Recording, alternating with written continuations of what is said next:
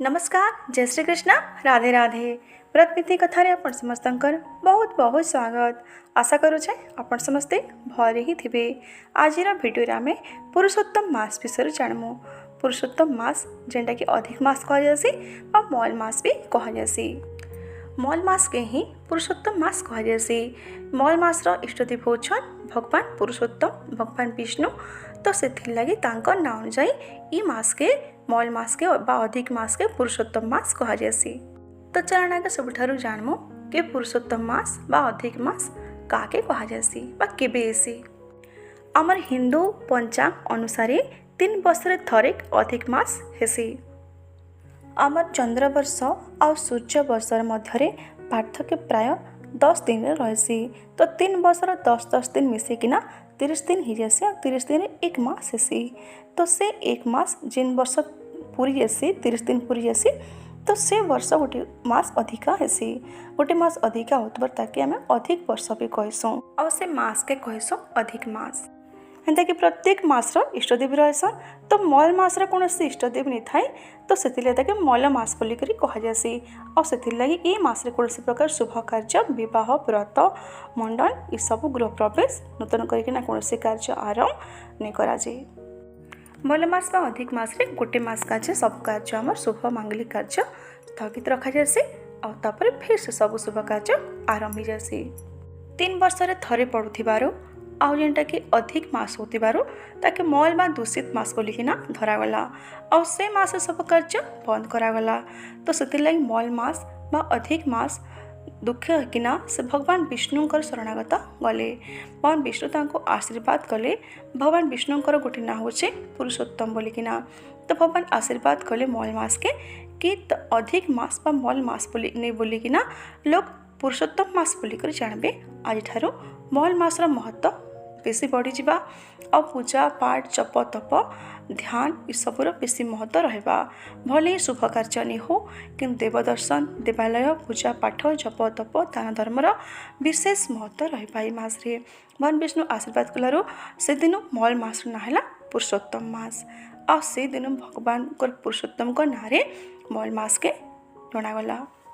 3 वर्षर थरे पड़ुथिबारु पुरुषोत्तम मासर विशेष महत्व रही। तो चलाण भी जानमु ई वर्ष मल मास केवेठारु केवे पर्यंत रहुचे। मल मासर आरंभ हो जाउछे 17 मई रु शेष होचे 15 जून रे माने अमावास्या आरंभ किना अमावास्या ही शेष हेसी। ई वर्ष 2टा जेठ होचे ज्येष्ठ मास 2टा होचे। तो गोटे दिन 15 दिन गला अमावास्या पर्यंत ज्येष्ठ मास आसला से शुद्ध थिला सेना मल मासर आरंभ नहीं थाए। अमावास्या पर प्रतिपदारु मल मासर आरंभ होगला और अमावास्या दिन ही मल मासर शेष होगा माने पूर्णिमा जीवा 15 दिन तापर इे माने अमावास्या तक 15 दिन ये हिसाब से 1 मास रहा अमावास्या अमावास्या पर्यंत। बाकी सब मास आमर पूर्णिमा आम धरा जासी। पूर्णिमा प्रतिपदा पर आमर गोटे मास आरंभ होसी किंतु मल मास आरंभ से अमावास्या अमावास्या पर्यंत रही। हिसाब से 1 मास मल मास रही मझिरे फास्ट आउ लास्ट रे शुद्ध रही एटा कि मल रहे। तो ये वर्ष 2026 रे मल मास रोचे अधिक मास रोचे 17 मई रु 15 जून भितर।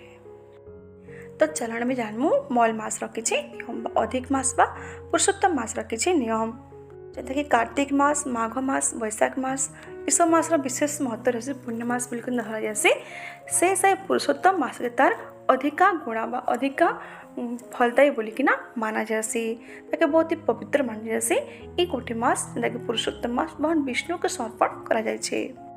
तो पुरुषोत्तम मास रे भगवान पूजा पाठ करबार देव दर्शन करबार पवित्र तीर्थरे स्नान करबार पूजा करबार होम तर्पण करबार विशेष पुण्यशाली बा भाग्यशाली माना जासी। जेनता कि कार्तिक मास माघ मास स्नान विशेष महत्व रही।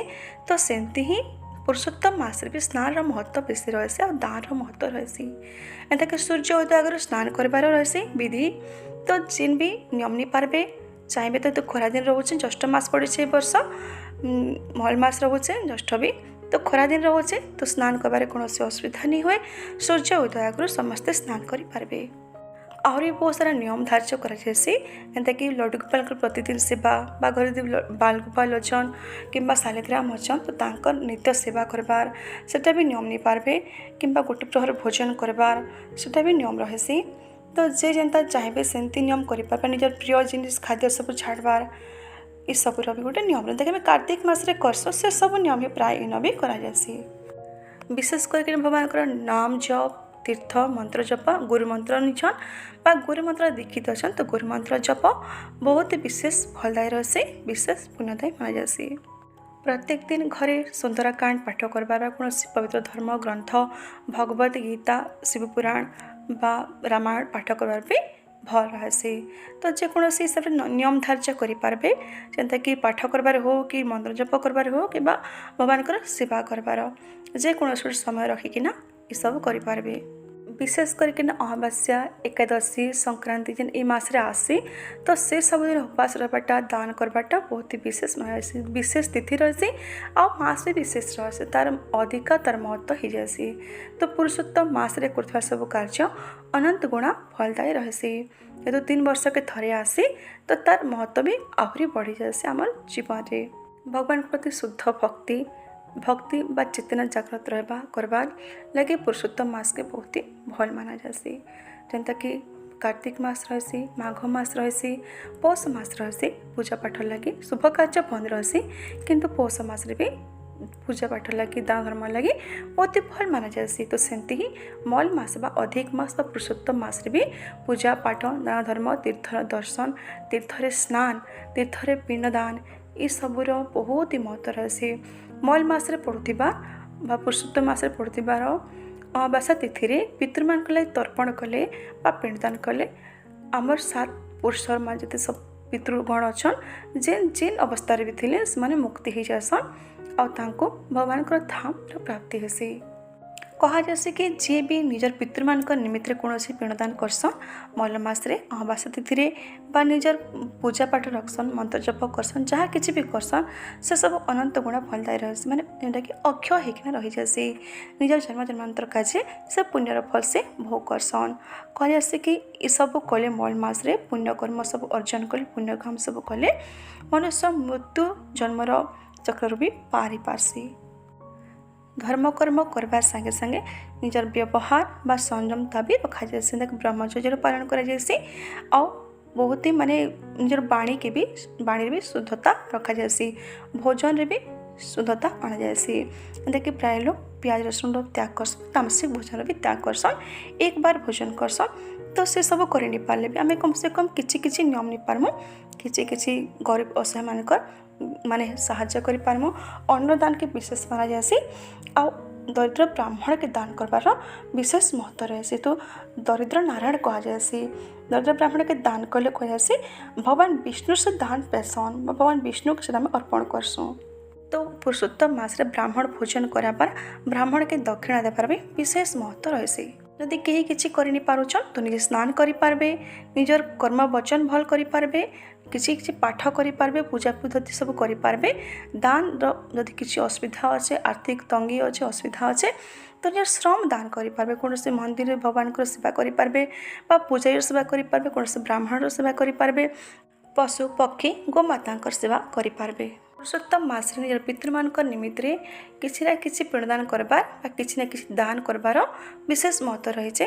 तो ये जिनिस करबार लगे केबे भी नहीं भूलबे पितृंकर आशीर्वाद रे हमर वंशर उद्धार हेसी। सात्विक भोजन ग्रहण करि पारबे बा गोटे प्रहर भोजन ग्रहण करि पारबे बा किसी अन्नर दान बनेकिना डेली प्रतिदिन जड़े गरीब लोग के खेबा के दी पारबे। पवित्र वृक्षरे जलदान आउ दीपदान ये सब बेसी महत्व रही। विशेषकर तुलसी माता पूजा कले आराधना कले दीपदान कले प्रभु पुरुषोत्तम भगवान विष्णु बहुत ही प्रसन्न हेसन। स्नान और पूजा पाठ संगे दीपदान विशेष महत्व रही। तो संध्या समय सकाले 33टा पति लईकिना दीपदान करें माँ वृंदावती पाखे जो तुम 33 प्रकार देवता अच्छन। इस सब नियम भितर जेकोसी गोटे नियम नहीं कि भगवान निकटतर हो पारे और भगवान आशीर्वाद कृपा लाभ कर पारे। तो ये पुरुषोत्तम मास के नहीं कि किसी जानकारी आशा करुचे आज वीडियो आपण मान के भल लगी जदि भल लगी तो लाइक करबे फ्रेंड्स फैमिली शेयर करवा लगी नहीं भूलबे। प्रतिनिधि कथा नुआ कि आसते चैनल के सब्सक्राइब करने आज लगी रही। जय श्री कृष्ण, राधे राधे।